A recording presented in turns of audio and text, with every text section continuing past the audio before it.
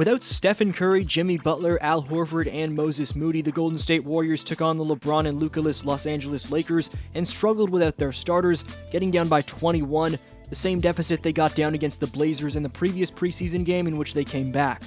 In LA, behind Brandin Podziemski, who scored a game-high 23, which included literally breaking Austin Reeves' ankles, along with Quentin Post and Jonathan Kuminga, who combined for 22, the Warriors dominated the third quarter, winning the frame 39-27.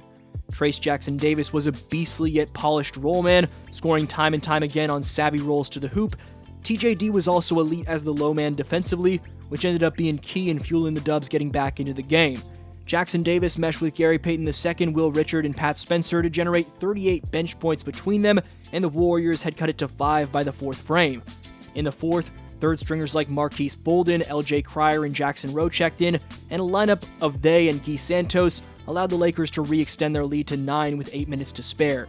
The Warriors trailed by 11 with under 3 minutes to play, and despite massive triples from LJ Cryer, who scored 11 in the quarter, the Warriors came up short. But here's what I haven't mentioned yet. The Dubs were outshot a ridiculous 35-8 by the Lakers at the free throw line, as the crew of Brent Barnaky, Natalie Segot, and Matt Callio was evidently biased towards LA on multiple calls. Whenever the free throw disparity is this large, and it was 19-0 at one point, you know something strange is going on, so I had to call out what I saw for what it is. If it wasn't a preseason game, Kerr would have taken a fine, because for the Lakers to have that many free throws without their two best players in Luka and LeBron playing doesn't make much sense. I watched the game and most of the calls were garbage, plus the whistle wasn't consistent on both ends. One of the bright spots in the Dubs' frustrating L that didn't go their way from an officiating perspective to say the very least was Brandin Podziemski. Podz looked like himself for the first time this preseason, as after failing to crack the 10.5 rebound or 5 assist plateau in his first two outings against Los Angeles and Portland, the Warriors' third preseason game overall and second against the Lakers was different. Podz scored 23 on 72% true shooting, going 10 for 16 from the field and 3 for 7 from deep range. Equally as important to go along with his game high in scoring, Brandin recorded a game high 8 assists, spreading the wealth effectively. Podziemski didn't just score, he controlled the game. Playing around 26 minutes, he also added 5 rebounds and a steal while carrying the offensive load for a shorthanded Dubs team missing several vets. He got up to a steady start early, but it was in the third frame where he truly caught fire, pouring in 14 points and nearly willing Golden State back into the game. It was the kind of showing that reminded everyone what made him so special as a rookie: his pace, feel for the game, and ability to take what the defense gives him. Even when the Lakers sent size and length his way, he consistently found ways to shake free, using quick changes of direction and hesitation moves to create separation for floaters and pull-ups. What stood out most, though, was the combination of scoring and orchestration. Podziemski wasn't just hunting his own shots, he was commanding the offense like a true floor general.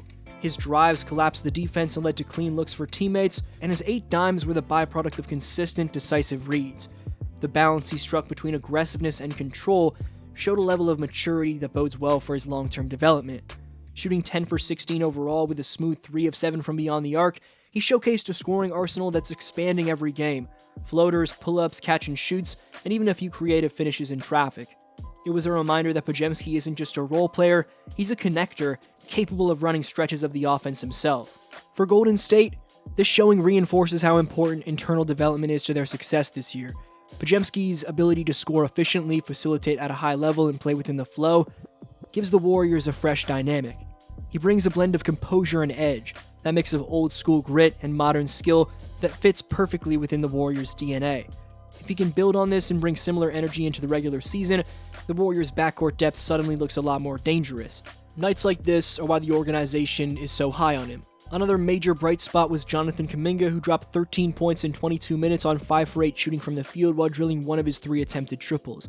Kuminga's night included baptizing Jake LaRavia with a monster poster slam, plus using his scoring arsenal to get downhill for forceful takes to the cup, using his speed, size, and athleticism.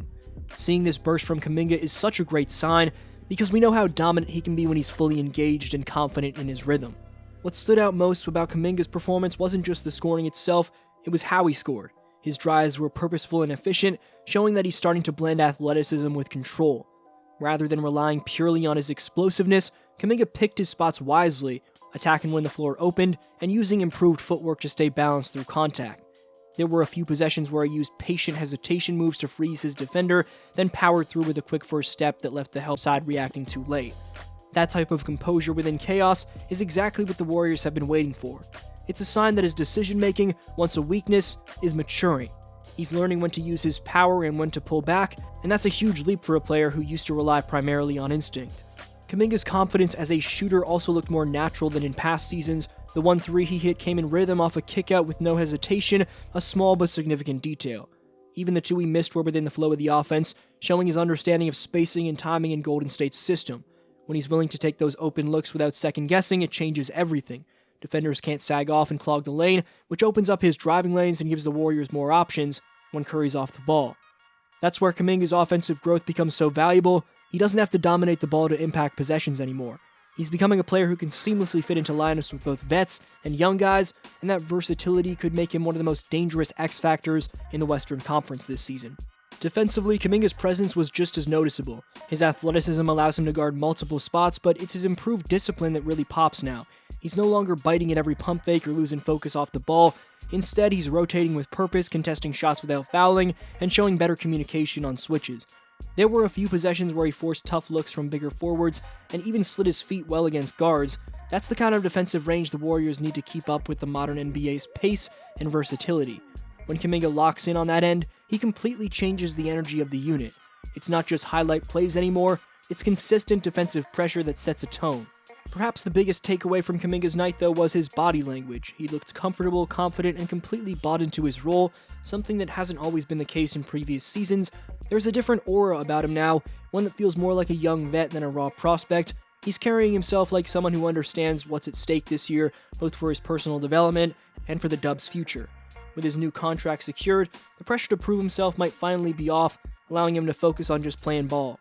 And when Kuminga plays loose and free, the result is the version of him we saw against the Lakers. Explosive, efficient, and engaged on both ends. If he can carry that same energy into the regular season, he could be in line for the true breakout year fans have been waiting for since he entered the association. Even with the loss and a wildly lopsided 35-8 free throw disparity, it's hard not to feel like the Warriors were robbed of a fair result. They fought back from down 21 without 4 core rotation players, showed real chemistry from their young guys, and looked like the better team for long stretches.